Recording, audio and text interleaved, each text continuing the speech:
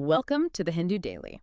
The sources today give us a truly comprehensive, custom-tailored view of the nation, covering major shifts in policy, the economy, and the future of science. So we're jumping right into the editorial section. We're going from, the constitutional rights around education to a crisis of procedure and judicial appointments. Exactly. We've got a massive volume of material today cutting across the editorial, opinion, science, and the review sections. Our mission is to quickly synthesize these critical reports, from the cost of kindergarten to the complexity of rocket science, so you walk away completely informed without feeling overwhelmed by the density. Okay, let's unpack this, starting with what should be a non-negotiable right, education. India constitutionally guarantees free and compulsory education for ages 6 to 14, that's Article 21A, and the NEP 2020 pushes that vision even further, aiming for ages 3 to 18. Right, a much wider scale. But, and this is the big but, the NSS 80th round survey from mid-2025 reveals a deeply worrying trend. Education is rapidly becoming a privilege again due to surging private schooling and tuition costs. And the enrollment numbers, Yeah. they really illustrate the underlying economic decision that families are being forced to make. How so? Well, 55.9% of students nationwide are in government schools, a massive 31.9% are now in private, unaided institutions. And that's a big jump. A huge jump. And that number, it just explodes in urban areas where over half, 51.4% of children are enrolled privately. That's up significantly since the 2017-2018 survey. Parents are, they're voting with their wallets, often desperate for a perceived quality. But the source material points out this unexpected structural consequence. The financial burden is just crushing. Let's look at the higher secondary level in urban areas. Okay. Government school fees are negligible. We're talking around 7,700 rupees annually. But private school fees soar to nearly 50,000 rupees per year. That's over 4,000 rupees a month. Heck. And when you convert those figures into an income context, the financial strain is undeniable. It just highlights this massive inequality. Give us an example. Okay, consider this. The average private schooling cost for a pre-primary child is equivalent to the entire monthly per capita expenditure, the MPCE of the poorest 5% of households. The entire monthly expenditure. The entire thing. And for higher secondary students, the private cost aligns with the MPCE of the third income decile. So we're talking about lower middle-income families making massive sacrifices just to afford basic schooling. And that price tag doesn't even cover the private tuition phenomenon. About 30.7% of urban children are taking private coaching. It's another layer of expense. A huge one. For a higher secondary student, the average annual cost of coaching alone is over 22,000 rupees. It's a double financial burden. It's paradoxical, isn't it? Why pay all that money for a private school and then pay again for coaching? Right. And the research explains this. The article suggests it's partly because many private school teachers are, frankly, underpaid and underqualified, forcing families to seek external tutoring to ensure academic success. It's a massive inefficiency. And it's also become a status symbol. It has, a symbol of prestige correlated with higher household income and, better educated parents. So what's the core insight here? What's the takeaway? The conclusion isn't just a generic, let's strengthen public schools. It's a strategic imperative. The current trend is just making inequality worse. The paradox you mentioned. Exactly. The paradox, poor private school quality requires expensive private tuition. That has to be broken. And the only way to do that is by investing comprehensively in publicly funded schools, which research shows are negatively associated with the demand for external private tutoring. Education must not be determined by financial capacity. That's the bottom line. Okay, moving from fundamental social services to the integrity of the judicial system, let's turn our attention to this procedural crisis facing the Madras High Court Collegium. Right, this is about the recommendation of judges. So the High Court Collegium, just as a refresher, is the Chief Justice and the two senior-most judges of that court. Correct. They recommend the candidates for appointment. And in this case, the Madras Collegium recommended 6 district judges, but then the state government stepped in. But they weren't questioning qualifications. No, not at all. They were questioning the composition of the collegium itself. And the crux of the dispute, it involves Justice J. Nisha Banu. She was the second most senior judge, meaning she was a mandatory collegium member. Yes. But while the Supreme Court notified her transfer to the Kerala High Court back in October 2025, she hadn't yet joined. She was still functionally at the Madras High Court. This is a bit of a gray area. A huge gray area. And despite this ambiguity, the Madras Collegium just proceeded without her. They substituted her with Justice M.S. Ramesh, who was the next senior-most judge. And the state government basically asked, can you do that? Precisely. They asked for the legal authority for this substitution, essentially asking if the resulting recommendations were constitutionally valid, since the Memorandum of Procedure, the MOP, mandates the two senior-most judges. For a layperson, I mean, procedural law can often feel like just bureaucracy. What's a core risk if the Collegium cuts corners here, if they just ignore the state's query? The risk is fundamental. It completely undermines legitimacy. You have to remember, the Collegium system itself isn't statutory. It's born purely of judicial precedent. So it has to follow its own rules perfectly. It has to. To retain authority, it must strictly adhere to its own judicially developed norms. If the decision-making entity is questionable, if a mandatory senior judge is excluded without a transparent justification, the subsequent recommendations are vulnerable to being voided. And the article says they didn't just stop there. No. It stresses that ignoring the state's concern and then proceeding to recommend 9 more advocates, well, it just creates a constitutional mess. It invites suspicion about the motive behind the selections, potentially compromising judicial independence. So procedure, in this context, is everything. It's the non-negotiable foundation of the entire system. Let's transition sharply now to the economy. The rupee has recently fallen below 90 to $1. When we see headlines like that, panic can set in, so let's look beyond the political noise and focus purely on the economic analysis in the opinion section. Good idea. The experts point to several simultaneous pressures. Madan Sabnamis, for one, cites negative fundamentals, things like higher trade and current account deficits, Right. alongside negative movement from foreign portfolio investments, or FPI. And FPI, for our listener, that's the money invested by foreign institutions in India's markets. Exactly. That FPI withdrawal, coupled with uncertainty over a potential tariff deal between India and the U.S., it just drives negative sentiment. And Rainan Banerjee, he reinforced that from a supply and demand perspective. He did. He talked about ongoing portfolio outflows increasing the demand for dollars, and India's import growth currently outpacing its export growth. And the FPI withdrawals, he suggests, are likely more technical. Yes, that investors are feeling Indian valuations are a bit high and are seeing better returns in other markets. The tariff uncertainty just provides the final push. This raises the crucial question, though. Why isn't our remarkable GDP growth and strong economic performance protecting the rupee? A very good question. Does this depreciation signal a structural economic weakness? And the unanimous answer from both experts is a definite no. Right. Definitely not. GDP growth is robust, the balance of payments is strong, and our reserves cover a healthy 11 months of imports. The fundamentals are secure. This depreciation is being driven by transient factors and market sentiment, not some deep structural failure. So should you be alarmed? The analysis suggests volatility, yes, but not a crisis. It's important to weigh the trade-offs. Okay, what are the upsides? Theoretically, exporters benefit greatly. A 4 to 5% depreciation gives them a competitive edge and can potentially negate some of the negative impact from potential U.S. tariffs. Services exporters, a huge contributor to our economy, see better bottom lines in rupee terms, which can support domestic consumption. But of course, the downside is imports. They become 4 to 5% more expensive. They do. But the imported inflation impact is calculated to be pretty small. A 5% sustained depreciation might only push up the overall consumer price index, or CPI, by a tiny 0.3 to 0.4%. So it's disruptive for businesses, but not a national crisis. That's what the experts conclude.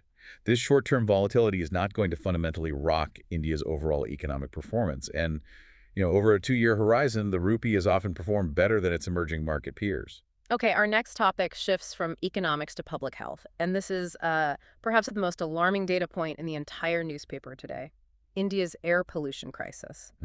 The science section presents this as a full-blown emergency, not just a seasonal irritant anymore. Yeah. The scale is just staggering. In 2025, 150 of the 256 monitored cities exceeded the national standard for PM 2.5. And Delhi routinely records seasonal levels up to 130 micrograms per cubic meter. That is almost 9 times the World Health Organization's recommended guideline of 15. 9 times.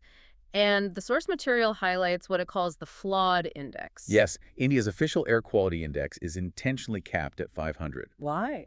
It collapses all extreme pollution into one single severe category, even when real-time values internationally would place it at 600 or maybe even 1,000. This gap was introduced specifically to avoid public alarm. But it's deliberately masking the true gravity of the crisis we are facing. Absolutely, and the health burden is immense, and it's personal. The Air Quality Life Index shows that nearly 46% of Indians live where pollution significantly shortens their lives. What does that mean in real terms? In Delhi, this exposure translates to a projected loss of more than 8 years of life compared to meeting WHO standards. And pollution contributed to nearly 2 million deaths nationwide in 2023. That's a 43% rise in just 2 decades. We need to understand the mechanism of harm. What does PM 2.5 actually do to us? These tiny particles don't just affect the lungs. No, they cross into the bloodstream, and that provokes systemic inflammation, which is linked to hypertension and stroke. The studies are terrifyingly precise. They show an 8% increase in annual mortality for every 10 microgram per cubic meter rise in long-term exposure. And it's not just cardiovascular. What about the neurological impacts? Equally critical, and I think often overlooked. PM 2.5 is so small that it crosses the blood-brain barrier, causing neuroinflammation. This is linked to poor academic performance and impaired memory in children. And dementia in adults. A 35 to 49% higher risk of dementia in adults. And on top of that, high exposure is associated with poor maternal and neonatal outcomes, preterm births, stillbirths. While stubble burning or Diwali are, the seasonal intensifiers people focus on. Right, the headlines. The sources confirm the root cause lies in year-round structural contributors. Vehicular emissions, industrial processes, construction dust, household biomass use. So the policy imperative must be a health-centered, multi-sectoral strategy. It requires radical steps. Transformation, industrial control, and importantly, integrating air quality tracking directly into the health system. What would that look like? It means district-level advisories. It means lung function testing in schools. The article's conclusion is stark. India must recognize clean air as a fundamental right if it hopes to reverse this trajectory. Okay, let's flip the lens now to the financial impact, specifically in the capital markets. We're seeing a massive structural shift in who owns the Indian stock market. A huge one. Domestic household savings are replacing foreign portfolio investment FPI money as the primary anchor. This is a really big development.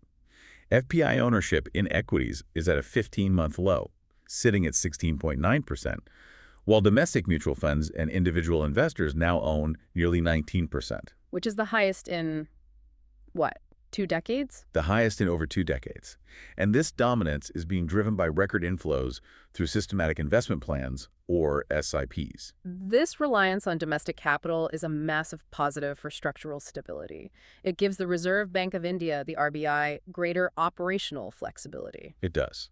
With inflation easing, the central bank can now prioritize policies that support bank credit growth over constantly having to defend the rupee from potential capital flight by foreigners. And that confidence seems to be reflected in the primary market boom. Absolutely.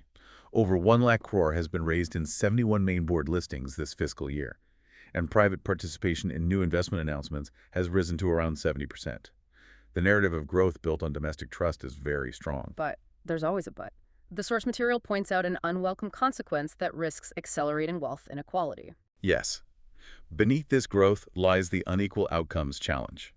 Examples like Lenskart, Mamaearth, and Nika, they raise concerns about market exuberance outpacing fundamentals.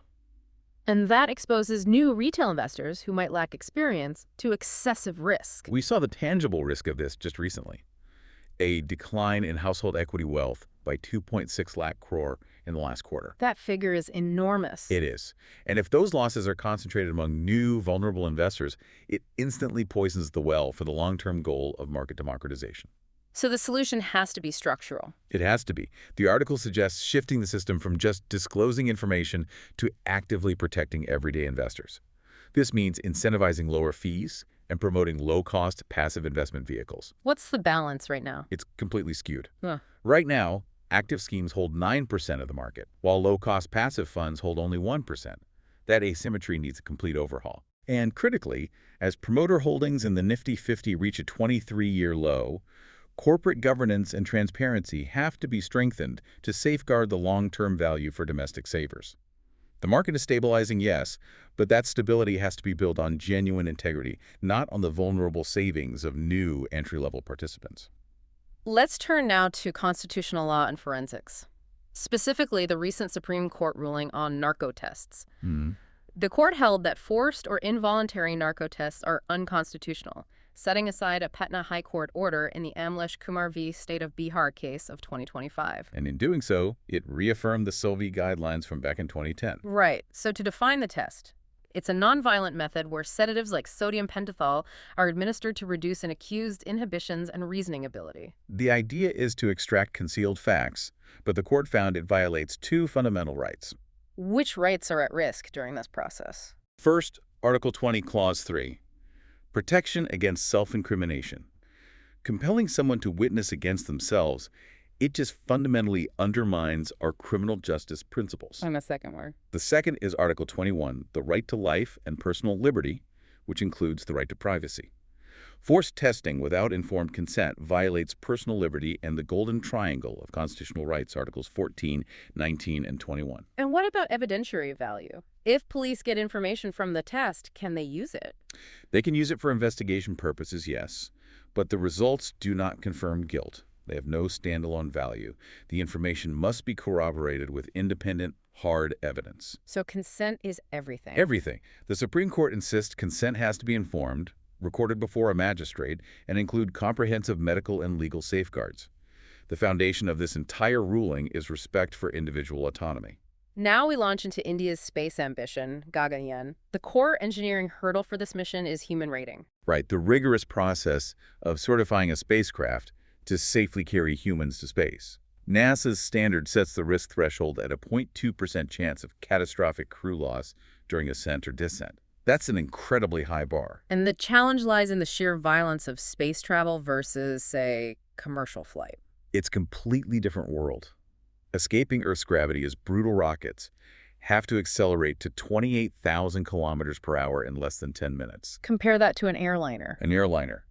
Well, they typically achieve safety records of only one fatal accident per 10 to 20 million flights. Even the most reliable orbital launch vehicles only manage success rates of 98 to 99.5%. That demanding environment must mean massive engineering requirements. Oh, absolutely. You need redundant critical systems. We're talking triple or even quadruple flight computers. You need robust aboard capabilities, a crew escape system that works throughout the entire ascent, and fault tolerance to single failures. No single system failure can cause a mission loss. So who has this capability right now? It's a very exclusive club. Only a handful of nations have operational human-rated vehicles. Yeah. Russia's Soyuz 2, China's Long March 2F, and SpaceX's Falcon 9. And their safety record is impressive. Very. The Soyuz, for instance, has maintained 100% crew safety since 1971. And we saw the system work just recently when China's Shenzhou 20 capsule was damaged by space debris, but the crew returned safely on the backup Shenzhou 21. And India is upgrading the proven LVM-3 rocket for this. Yes, the same one with 7 successful flights, including Chandrayaan-3. It's being upgraded into the human-rated HLVM-3.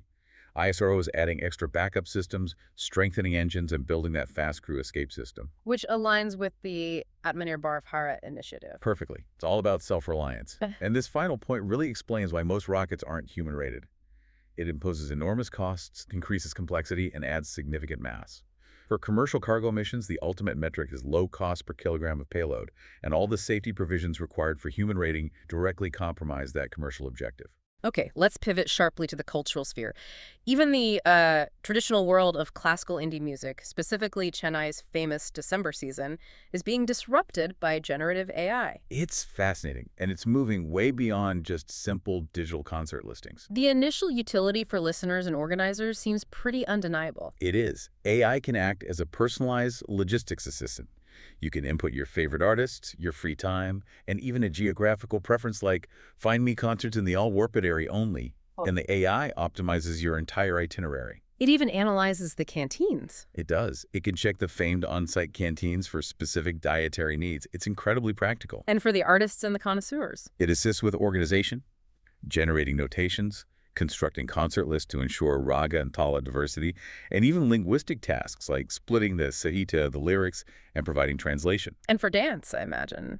For visual arts like Vartanatyam, AI can provide instant translations of complex Telugu padams or summarize ancient Sanskrit texts for better audience comprehension. But the dynamic changes entirely when AI attempts true creativity or, scholarly depth. Completely. While tools claim to offer melodic phrase generation, querying an AI about the subtleties of a phrase-based raga like Mukari results in what the source vividly calls alarming algorithmic gibberish. So the cultural literacy just isn't there. Not at all. It sounds like AI is great at logistics, but it utterly fails on the cultural subtlety needed for Carnatic music. And the lack of concert etiquette is also revealing. That's a great point. The AI suggests things like instant sahitya or raga recall during performance, which ignores the simple fact that device use is completely frowned upon in traditional concerts. They're continuous flows. And the claim that AI can model Radangam playing? It's absurd. The idea it can stylistically model solace in the style of a legend like Palgat Mani Iyer that relies on human intuition and mastery that can't be replicated. So the conversation around AI, it forces us to confront the very definition of tradition. It does.